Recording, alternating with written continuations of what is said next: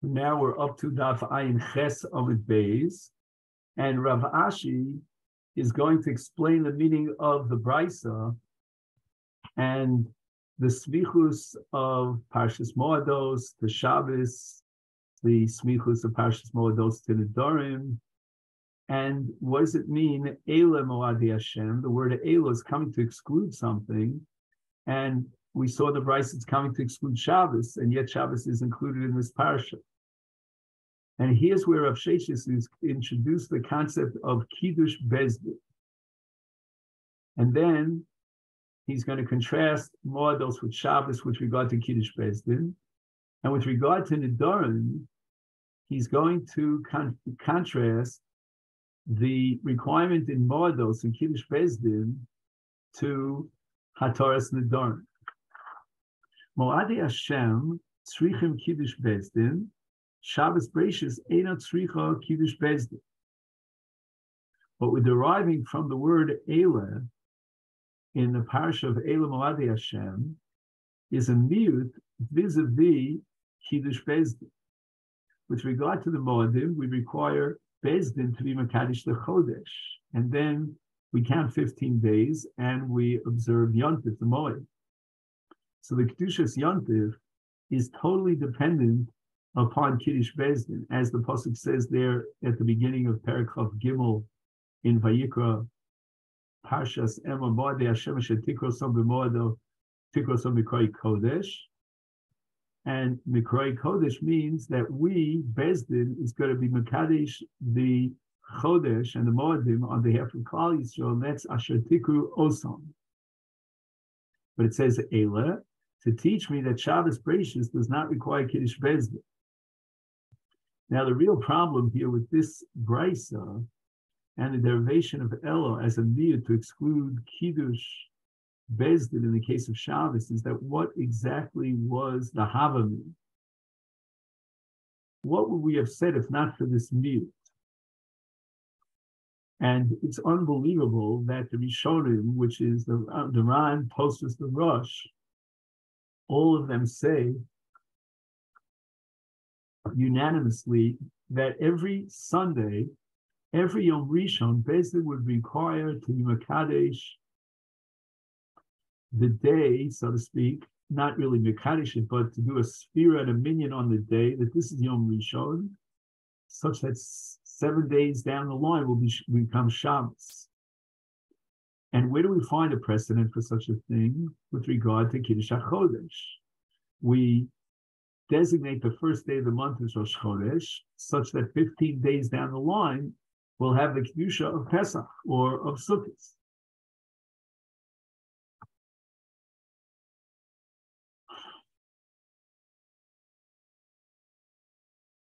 The Rashba has a slightly different variation here. He says the Havamina was that just like when Bezdin on Mekadesh the Chodesh, they have to declare Mekudosh, Mekudosh, and that's a Mishnah in Rosh Hashanah. So too, with regard to Shabbos, the Havamina was that Bezdin would be required to be Mekadesh the day. And I heard from my Rebbe Rav Soloveitchik more than once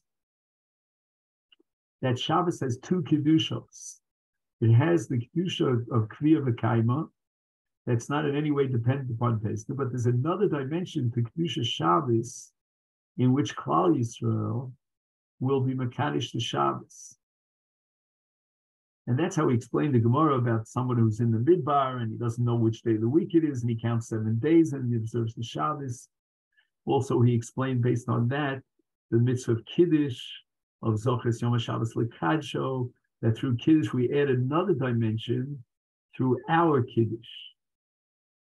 Now, let's go on to the discussion about Nedarim. It says, Moadei Hashem, and what is that teaching us? That's teaching us that since Moadei Hashem, Tzrichim Mumche, I might think that in Parshas Hataras Nedarim, the only way that a Neder could be mutter is through, as it says in Moadim Asher Tikru Osam, which means that the Torah is addressing itself to Moshe and Aaron telling them that we need muchin like you to be Makadosh the Chodesh, and now there's the Smichus HaParshias to Nedarim, and therefore, if not for the word Ella, I would have thought, if not for the word Ela, excuse me, not Ella, Ela, I would have thought that Nedarim also would require mumchim like Kiddush HaChodesh for the Moedim. So the word Ela is coming to exclude the word Ela, Ele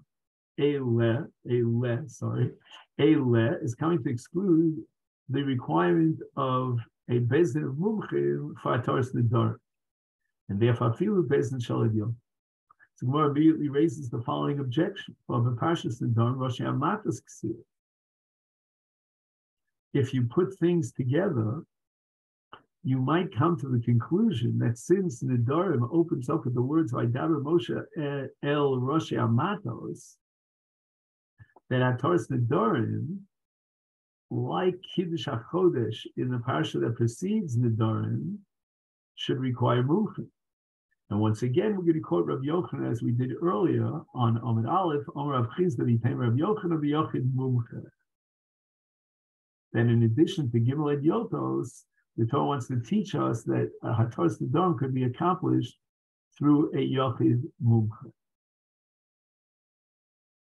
Now, we're going to talk about the concept of Shtikas Habal. And we said that Shtikas Habal is going to generate a Hakomas HaNeder, and Mafkia makes it impossible for the Neder to be subject to Hafara. And Shtikas Habal could actually occur in 4 different possible scenarios. One is where he was shosek because he had the intention to be Mekayim the Neder. So already in his heart, he had decided to be Mekayim the Neder. He's happy with the Neder. And we're going to establish a principle here called Hakoma B'Leiv Havi Hakom. The second scenario is that he was shosek. He was right now quiet, but he really did not decide yet that he wants to be Mekayim the Neder, to be making the Neder. But rather, his intention was to let the day pass. And then the Hakama will be Chal at the end of the day. So right now he's being Shosei, but his intention is to be Mekayim the Neder at the end of the day through Shtika. So that's not called a full-fledged Hakama B'Leiv because he hasn't yet gone that extra step in his heart to decide to be making the Neder now. He's waiting for the end of the day. The third scenario is what's called Shosek Almanas Lameka. His intention is to be made for the Neder. He's only being Shosek because he wants to cause some sort of irritation to his wife, that she's going to think mistakenly that the reason why he was Shosek is because he intends to be Mekayim the Neder. In truth, his intention is to be made for the Neder. And finally, the simple case of Shtika would be Shosek Stam, which means he hasn't decided one way or the other. He's not going to be Mekayim the Neder, he's not going to be made for the Neder, he's just thinking it over, so to speak. He's contemplating, and he's weighing his alternatives. Amar Rabbi Chanina, Hashosek Amanas L'Meikar, of Rabbi Chanina. In the case, which was the third scenario that we mentioned earlier, where he was shosek because he just wants to cause irritation to his wife, that's called lahaknit, that she'll mistakenly come to the conclusion that he's going to be Mekayim the Neder, and she's hoping that he'll be made for the Neder. In truth, his intention is to be made for the Neder. Now, in such a case, the din of shtika b'yom shamo, which is generated by the shtika from the time that he heard the neder until the end of the day, is not chal, because his intention was not to be shosek, but rather to be mefer. And what he does is, according to Rav Chanina, and by the way, I don't know if there's any truth to what I'm going to tell you now, but whenever I see Rabbi Chanina anywhere, I always see an unbelievable chiddush, a revolution in Rabbi Chanina.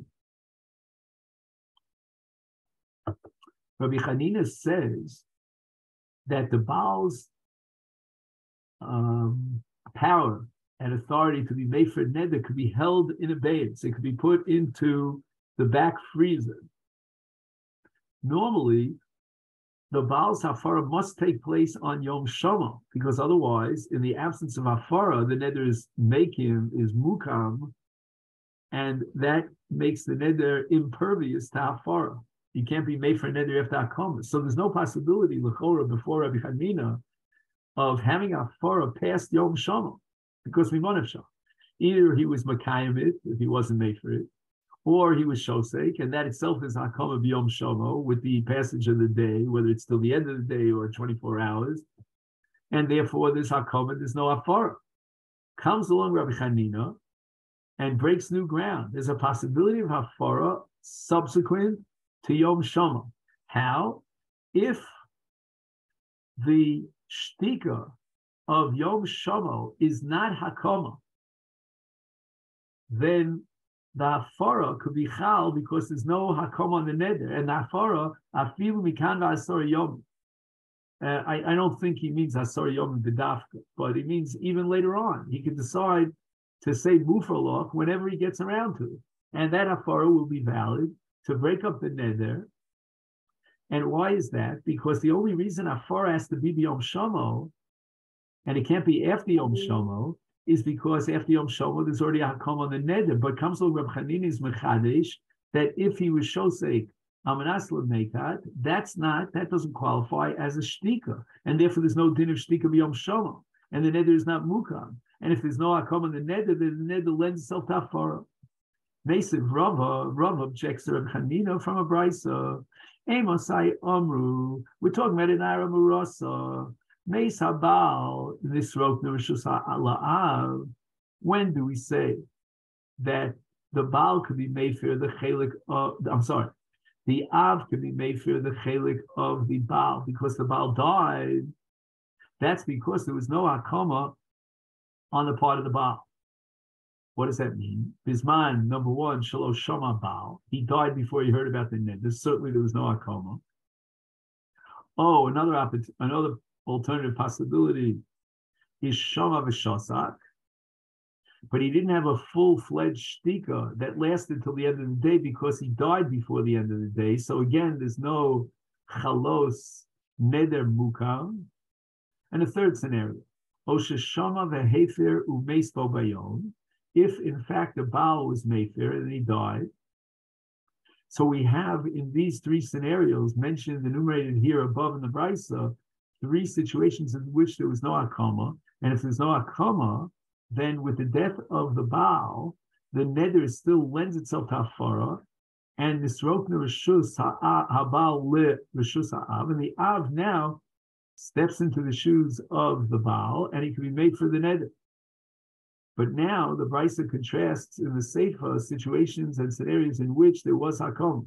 Avol Shama V'Kiyem. If he heard about, the Baal heard before he died about the neder and he was Mekayim, that's Mafkiya Hafara. The neder is a neder that doesn't lend itself to Hafara. Oh, Sheshama V'Shosak, Umeis B'Yom Shal Achra. The entire day passed in Shtika, and he died the next day. Is Eno, meaning Enab, Yochel Afer. The neder is Mukam.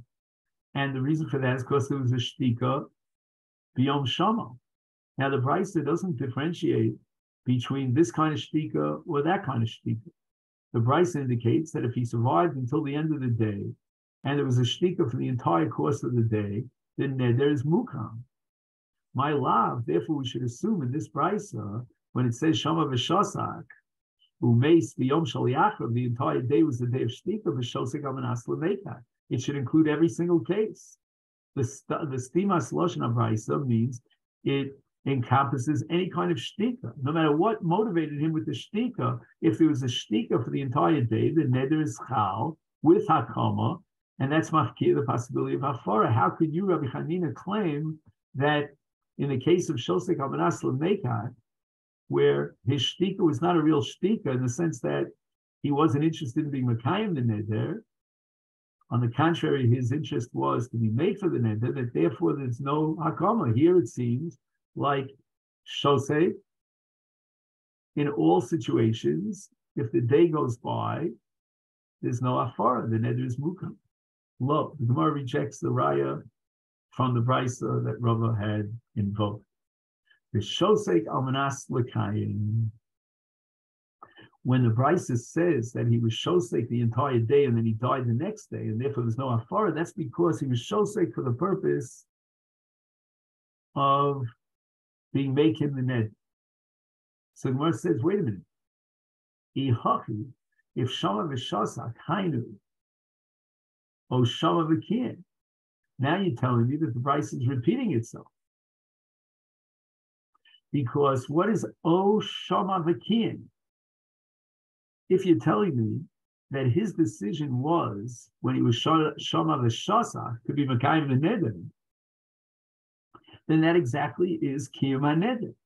Because Kiyum shebalev, probably Kiyum. So what difference it make whether he was Shama v'shasak or he was Shama v'kiyah? Those are identical, and yet the Brisa lists them separately. So obviously, Shama v'shasak is not Shama v'kiyah because he had no intention to be Makayim v'neder. This was a case of Shosek Amanas L'Mekat, and yet there's no afara, the neder is mukam, and it's not like the afara is frozen in air, and he could, as Rabbi Kneel says, be made for 10 days down the line. So now the Gemara has an alternative way of interpreting Shama v'Shasek. Ella, what about the fourth of the four scenarios that we enumerated earlier, Shosek Stam? He was just mulling over the neder. He heard about the neder. He had no inclination, neither yay nor nay. He wasn't interested in being Makayim the neder. He wasn't interested in being made for the neder, just give her some sort of state of irritation. That's what the Brisa is talking about. And the chiddush of the Brisa is that even though he had not made a decision in his heart to be Makayim the neder, and therefore his shtika is not indicative of Gomar Belibo Shaneder Yemakuyam. Nevertheless, he cannot be made fair after the day passes. And it's still considered Hakama. Why? Because it was a shtika b'yom shamo. So it means the chiddush of shtika b'yom shamo now, that the Brisa is emphasizing, is that shtika b'yom shamo it's not a kiyum haneder in the positive sense, and it's not indicative or dependent upon his desire to be Makayim the neder, and he's happy and satisfied and he approves of the neder. No, just the very fact that he wasn't actively being made for the neder, that itself, even though he hasn't decided to be making the neder, with the lapse of the day, itself generates a din of hakama. However, Reb Chanina is still right, and he's correct, in his scenario, which is not mentioned in the Brisa of Shasak b'yom shomo, but rather Shasak almanas l'mekat, where his intention was to be made for the neder. Mesiv Rav Chizda has a Brisa which objects and contradicts Reb Chanina. It says Chomer b'hakim mi'behefer mi'behakim. And the Brisa now is very ambiguous. We're going to have to interpret the Brisa. What does it mean that there's a chumrah in hakim above and beyond hefer? And the Gemara says chomer b'hakim, and here we turn to Daf Ayin Tes, she hashtika makayemes, the ein hashtika mevateles, that a state of nothingness, of shtika, itself could create a kiyum if he's shosek b'yom shomo for the entire course of the day. In contrast, there's no such thing as a hafara b'shtika. Hafara requires an amira, a verbal declaration, mufarloch. And shtika is the absence of any sort of declaration. But we assume that since he was shosek, that he was makayim belibo, and therefore kayim. The neder is kayim based on leiv.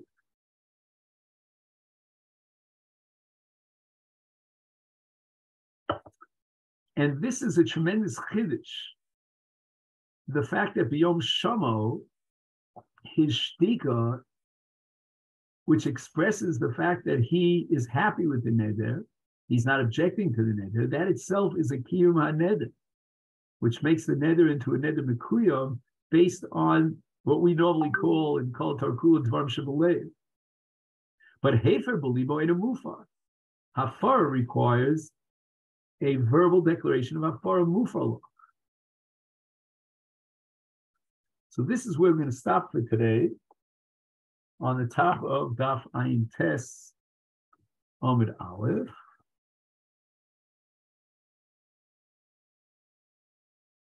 And in Mitzvah tomorrow we'll get together at 9:45. Okay then? So have a great day.